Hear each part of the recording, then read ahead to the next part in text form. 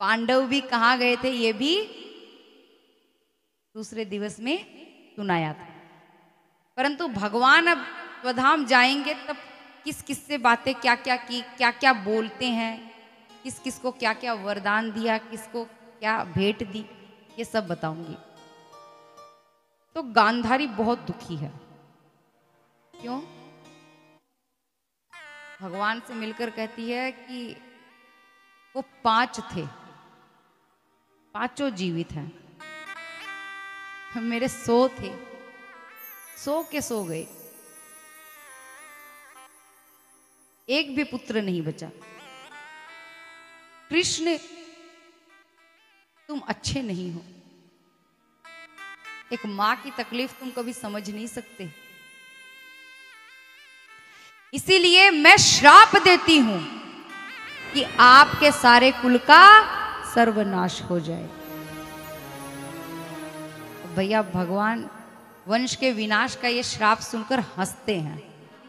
वरना मैं यही सोच रहा था, इतने पुत्र मेरे जाने के बाद अगर एक भी गलत कार्य कर देगा तो नाम किसका होगा? किसका पुत्र था? कृष्ण का। कुंती भुआ के पास गए तो भगवान बोलते हैं, भुआ मांगिए क्या चाहिए? कुंती बोलती है, प्रभु दुख दीजिए। क्या दीजिए? दुख। कुंती ने दुख ही क्यों मांगा? कुंती कहती है कि जब सुख आया तब तो आप जा रहे हैं, दुख था कम से कम पास तो थी, कुछ देना ही है तो नाथ दुख दीजिए कि आप करीब तो रहेंगे। भगवान कहते हैं कि मेरे भक्त जब सुखी हो तब मैं इसीलिए उनके पास नहीं रहता, क्योंकि वो एक दुख को झेलने के बाद सुख प्राप्त करते हैं। तो मैं चाहता हूं मेरे भक्त उस सुख का भी आनंद लें। परंतु उन्हें क्या पता कि भक्तों को दुख के बाद सुख में अगर भगवान छोड़कर चले जाएं तो भक्तों को सुख रास नहीं आता। भगवान कहते हैं कि भुआ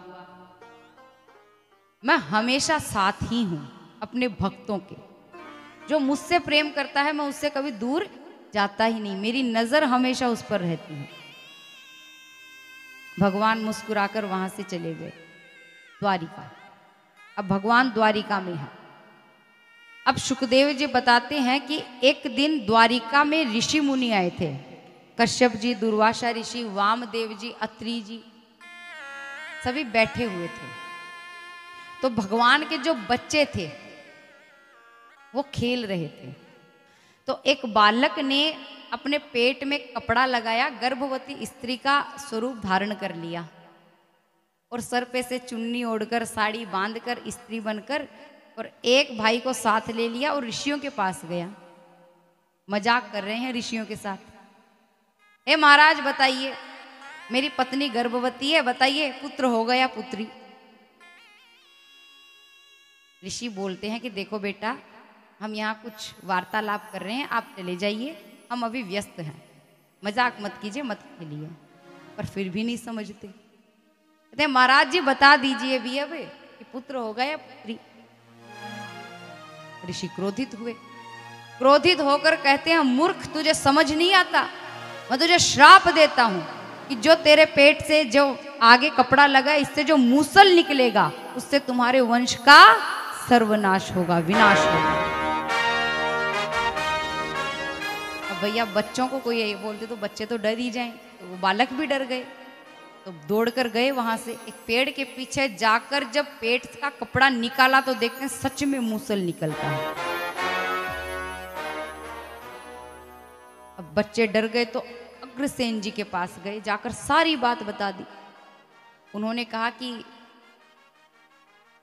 एक पत्थर पर जाकर इसे घिस देते हैं, इसे खत्म कर देते हैं, पर कृष्ण को यह बात मत बताइएगा वरना उन्हें चिंता होगी। बोले ठीक है।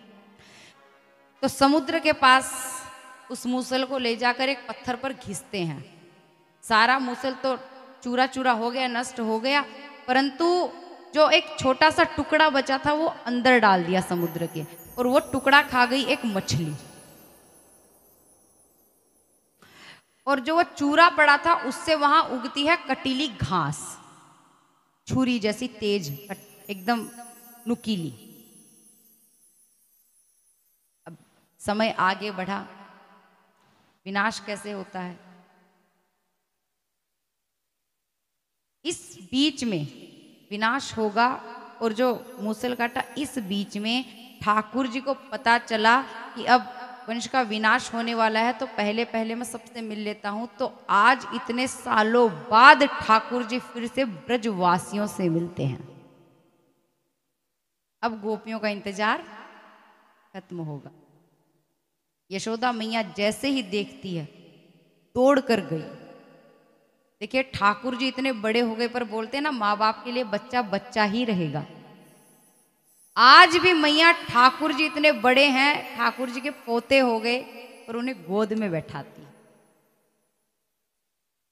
गोद में बैठाकर खूब लाड़ करती है, खूब निहारती है। अब देवकी मैया से मिले।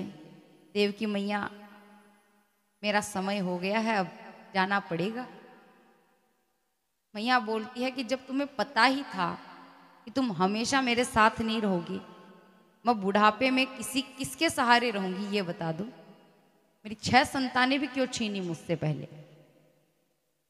अगर कुछ देना चाहते हो तो मुझे जाते हुए मेरी 6 संतानें लौटा दो। तब भगवान यमराज के पास जाकर वो 6 संतानें लाकर मैया को फिर से लौटाते हैं। बोले कृष्ण कन्हैया लाल की जय हो। गोपियां ठाकुर जी को निहार रही हैं और कहती हैं कि हमने पूरे संसार को त्याग कर केवल तुम्हें अपना माना है। अब तुम्हारे ऊपर है कि तुम हमें कितना अपना मानते हो। प्रेम एक तरफा तो भैया चल नहीं सकता, दोनों तरफ से रिश्ते निभते हैं। तो भगवान कहते हैं चिंता मत करो, जब तुम इस संसार को छोड़कर आओगे तो तुम सब मुझ में समाहित हो जाओगे।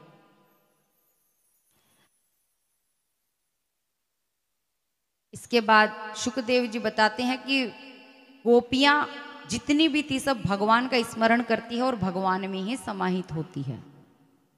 इसीलिए वृंदावन की इतनी महिमा है। गोपियों का भी गुणगान भगवान के बराबर गाया जाता है।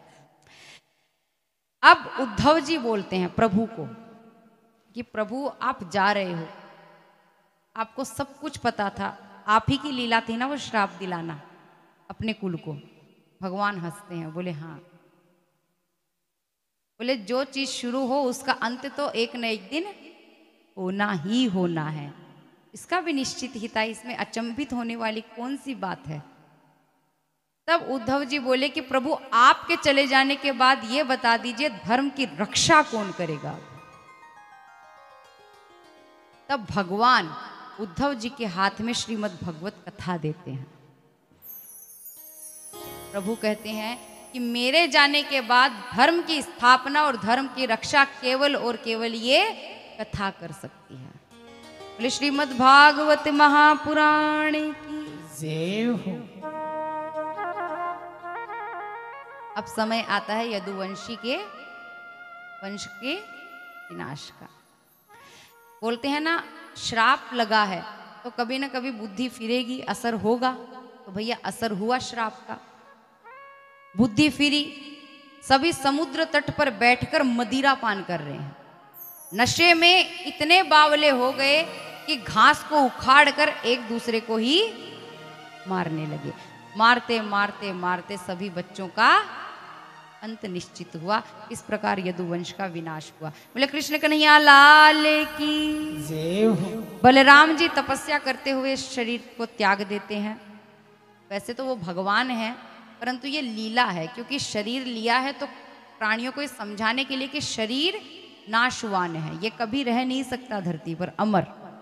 तब भगवान ने ये लीलाएं की, वरना भगवान हमेशा थे हैं और हमेशा रहेंगे, इनका अंत नहीं।